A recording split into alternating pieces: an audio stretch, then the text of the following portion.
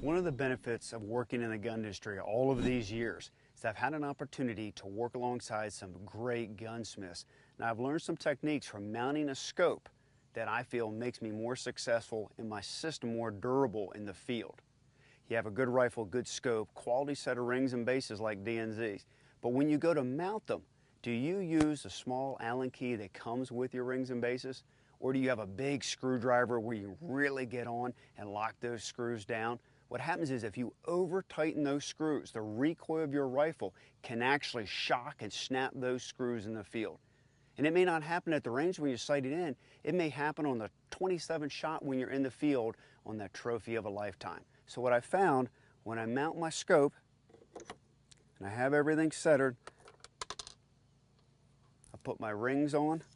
I use what they call a Wheeler fat wrench. This is a torque wrench that I can set to the specific torque specifications that come with my ring and base sets. Now the bases get a higher torque set than the rings typically, but follow what the manufacturers say.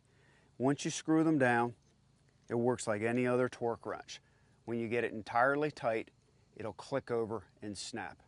Another great technique that I've learned is make sure you tighten all 4 screws on your rings at one time.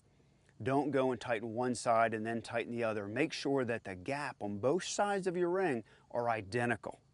Because if you over tighten one side then the other, or even if you over tighten your ring completely, you can actually crush the tube of the scope.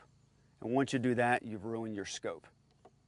The last technique I'll tell you, once you lock everything down and you set the eye relief, turn it up to the highest magnification possible because it is the most critical for your eye relief. So if I have a 3:9 scope, turn it to 9 power, and when I mount my rifle, I slide my scope and get it perfectly.